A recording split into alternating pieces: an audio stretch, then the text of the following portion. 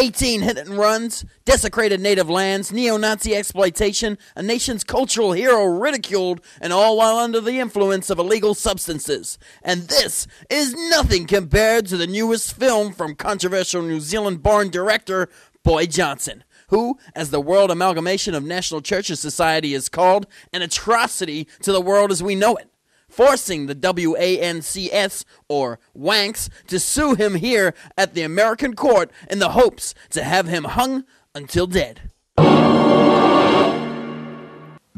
So, who is this Boyd Johnson? Born in a small rural town in New Zealand, Boyd Johnson is the only child of a crack-happy prostitute, was raised in the soothing, flickering lights of American television. This love affair with all things US of A led Boyd Johnson to move to America when he turned 13 in the hopes of becoming a world-famous film director. But as we all know, 13 is called the unlucky age for a reason. Too old to play with toys and too young to get pussy. What he found in America wasn't the holy grail of acceptance and love, but rather the faith-based community driven by religious segregation and moral bigotry.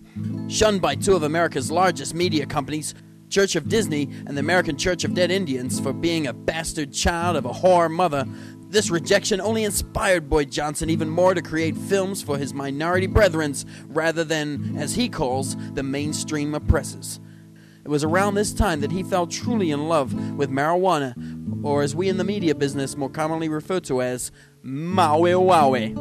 Boyd Johnson found sanctuary from the harsh rules of the religious majority in shows that would allow druggies and sons of whores to learn the craft of filmmaking without ridicule.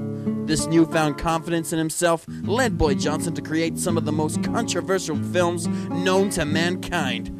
He started with the no-budget porn comedy Titty Heaven, Stoned and Horny. Although it didn't find prime-time success, it was an underground hit with the soccer moms and Catholic priests.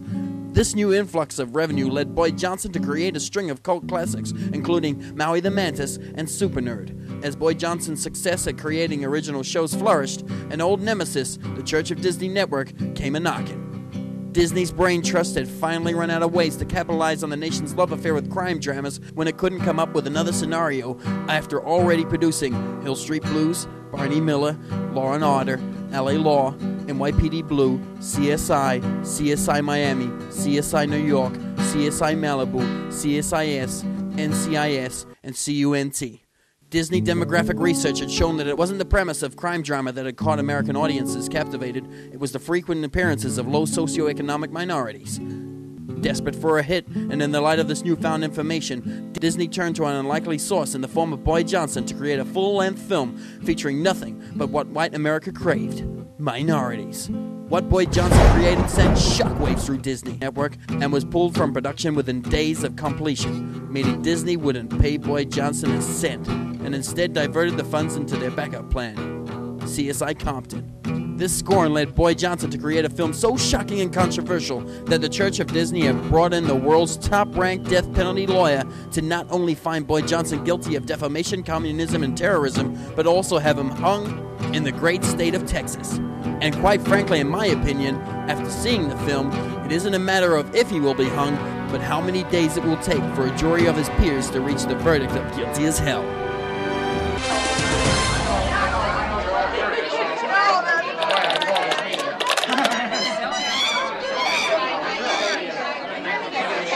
Yeah, quiet. Let's hear the opening arguments in the case of the WANCS versus Boyd Johnson. This is quite an open and shut case, Your Honor.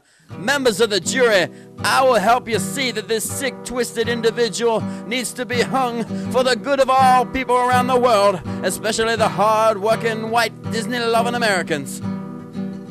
Now, Mr. Johnson, it appears you couldn't afford a lawyer, so the court appointed one for you. So, Mr. Cellmate 5516... Wait a minute, are you still in prison? I just got out today. Are you drunk? Hell yeah. I haven't stopped drinking since I got out. Mr. Johnson, do you mind having a drunken lawyer with a conviction? If he doesn't mind me being stoned, I don't mind him being drunk. So be it. Look, I have to ask. What's the initials on your forehead stand for? Fuck the world. I'll rest my case. Carry on.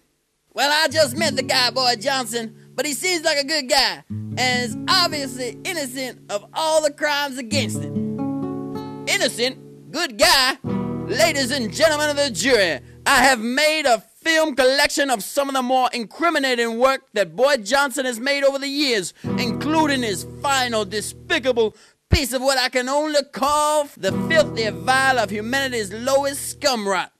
I will start to show you these films, saving the worst for last.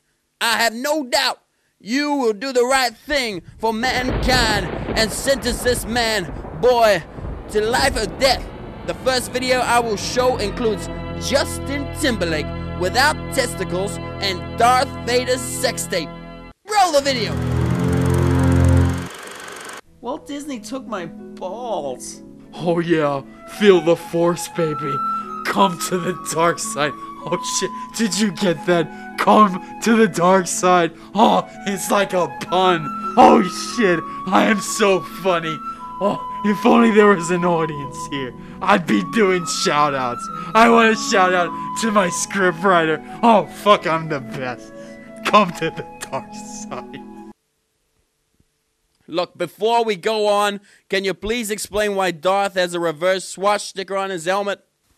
When I was young, I remember all these docos about how amazingly original George Lucas was, because he came up with all these amazing characters and costumes in Star Wars. But then when you get older, you realize that everything in Star Wars was just ripped off German World War II uniforms, Japanese samurai theories, and you think, man, Star Wars was just another example of the Disney Church only allowing movies to be made that follow their racist beliefs, that the goodies are white, the baddies are black.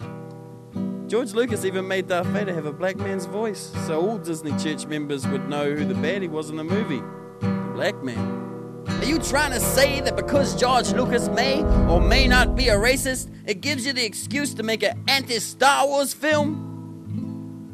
There's only one place on earth that teaches that black is bad and white is good, and that is the teachings of the Church of Disney. Believers of the Church of Disney or any other religions affiliated with the world amalgamation of national churches society are dicks because they support the teachings of ignorance. It's pretty obvious that that's what the video's about. I thought you said you'd seen these videos. I can assure you, ladies and gentlemen of the jury, wait a minute, these members of the jury are actors in his films. This cannot be fair. Sup, Holmes? Sup, token Mexican? Since we couldn't find anyone who would spend most of their lives inside their homes smoking weed and watching TV who would answer the jury duties, they were the closest we could find to anyone who would be considered his peers. Anyway, carry on. You know what? It doesn't matter, because after you see how he desecrates all aspects of humanity in this next video, you will all admit he must be hung until dead. He goes on about the hung until dead thing, eh, bro? I'd be pretty surprised if you didn't get hung by